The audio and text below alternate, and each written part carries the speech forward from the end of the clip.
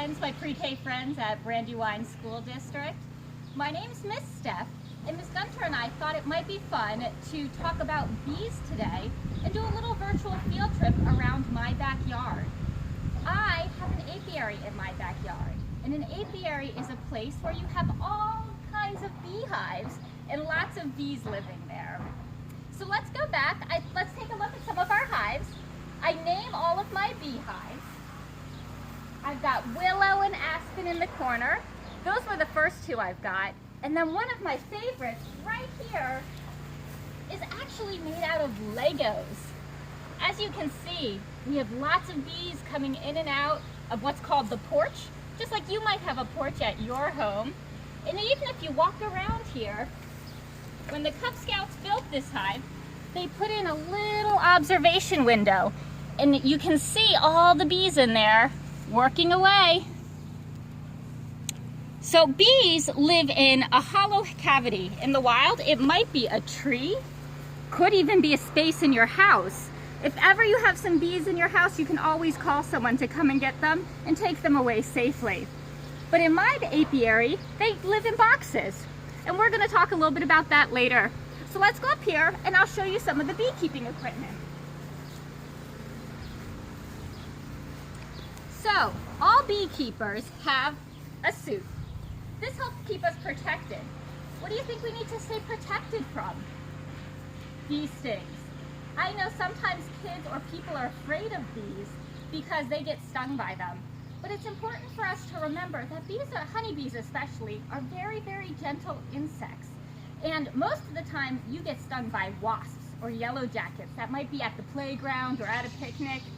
Honeybees can sting, which is why we have a suit, but they're only going to sting someone if they're really frightened or they think their hive is in danger. But we like to stay protected, which is why I have a suit on today. Some of the other things that beekeepers use is a smoker. You might have seen this before. A smoker actually puts out the smoke when we go into the hive and helps keep the bees very, very calm. That way they're less likely to get agitated or sting. I also have something called a hive tool. A hive tool is what's going to help me get into the hive. Things can get real sticky in there. There's lots of honey. There's also something called propolis, which is like glue. The bees make it and they seal up all the cracks and glue things together. So this helps me get in there and see what's going on. Also have a bee brush. Just like you might brush your hair, the bee brush will help me gently wipe away bees on comb if I need to look at something without hurting them. It's nice and soft. Also have gloves. Gloves help protect your hands. Right now, I'm going to use these gloves here because they allow me to get into the hive and I can actually feel the bee if I'm about to touch them or squish them, which I don't want to do. But these gloves are really thick. Sometimes in the summertime, I'll wear these gloves if I need a little more protection. As I mentioned, the bees live in a bee box. Inside the bee box are lots of what we call frames. I put a frame in and it has a little bit of wax in there, and this is called foundation. And the bees have a gland that will actually make wax, and they'll build out comb. I'm sure you guys have heard of honeycomb before.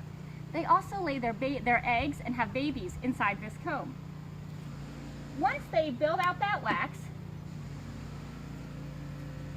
as you can see, it's nice and thick. This is heavy. It's full of honey. The wax on honeycomb is this nice, beautiful golden color. And here you can see all that glistening. That's actually nectar that they get from flowers.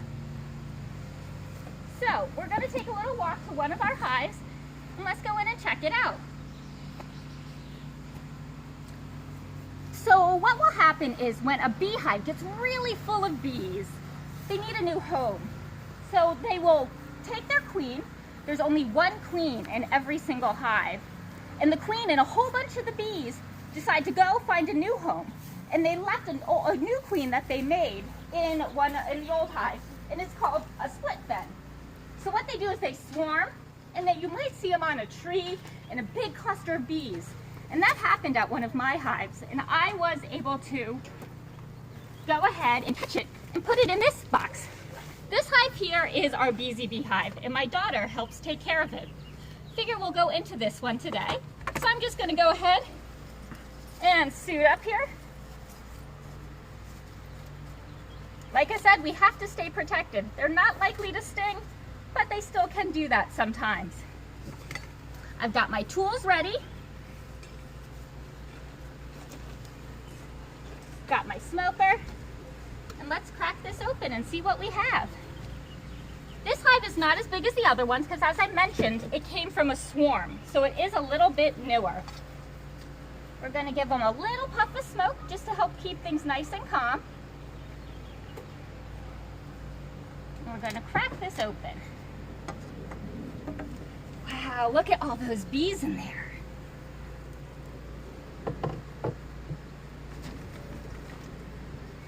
All right, most of the bees in a beehive, as you can see here, these are all female bees. All the workers that take care of the babies, they go out and give food, are all female. There are some boys in there and they look different. Those are called drones. So a boy bee is called a drone. We're gonna pull up one of these frames, and they've built lots of extra wax in here. And let's see what we have. Wow. As you can see, they've got some extra comb that they've been building out. I love the designs that they make. And we have lots of bees crawling around. But they're nice and calm. If you look here, you can see there's some fun colors, some bright oranges. That's the pollen. When bees go out to flowers, they gather pollen and nectar. When they bring the pollen back, they do eat it, and they put it inside the drawn comb. Here you can see there's some yellow pollen in there. When the bees bring back the nectar, they bring it back in something called their honey stomach. It's like a second stomach that they have. And they will bring the nectar back and they almost spit it out. They regurgitate it out into the comb and they flap their wings to take all the moisture out of that nectar, and the nectar becomes honey. And once it's the right concentration of moisture, they cap it with this beautiful colored wax and they keep it in there. Honey actually never goes bad as long as it doesn't get moisture in there. There's honey that's thousands and thousands of years old that we found that you could still eat today. So let's take a look at another one. As I mentioned, they have their babies in here too. And the queen, there's only one queen, is the one who lays the eggs for the babies. If you look in here really carefully, you might see what look like tiny little white worms in there. I'm not sure if you can see them, but those are the larvae. So the queen will go around and in each cell in the honeycomb, she'll lay one egg. That egg hatches and is the larva, and the larva will grow, and the bees on the comb will feed the larva so they can grow and get big and strong, and they'll get bigger and bigger, and after 3 days, they're big enough to be capped in there. And if you look here, push some bees out of the way. See how these are all covered up? Those are baby bees growing in there. So they're the egg, then they're the larva, then they cap the larva, and that is the pupa. After the pupa is ready, it will hatch, and out comes a baby bee. The queen goes around, and she lays eggs. That's all she does. She doesn't even feed herself. She has special bees that follow her around and will feed her and take care of her so that she can spend all of her time laying eggs, because you need to have lots and lots of bees in a beehive to keep it healthy. So every time a bee hatches, sometimes they don't come back when they're out in the field, so they need to keep having more and more bees to keep the hive big and strong. Now, I didn't see the queen today, but the queen looks different. Just like I mentioned, the boy bees look a little bit different. The queen is real big and thin and long. So when you see her, you do know that she's in there. So we're gonna close this hive back up. As I mentioned, just like how they have lots and lots of bees in there, we have to make sure we give them lots and lots of room. When you get bigger, you might need a new bed because you outgrew your old one. That can actually happen with the bees as well. So what we're gonna do is, let's give them just one more little puff of smoke, make sure they're safe. We're gonna go ahead and put a new box on here so that they have lots of room to grow and this hive can keep getting bigger.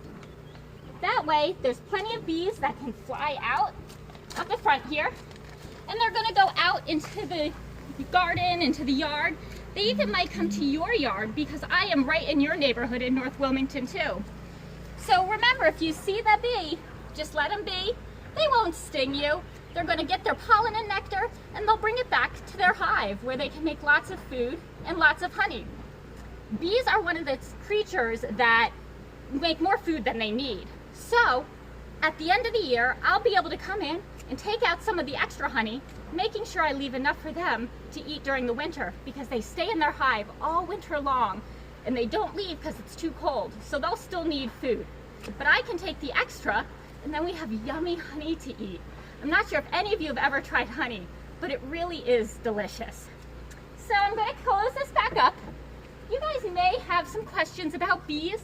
I love to talk about bees. So you absolutely can shoot me an email. I'll provide my contact information. And if you have any specific questions about bees, I'd be more than happy to answer them for you. So I hope you enjoyed visiting my bees, checking out all my beehives in my apiary here right in my backyard.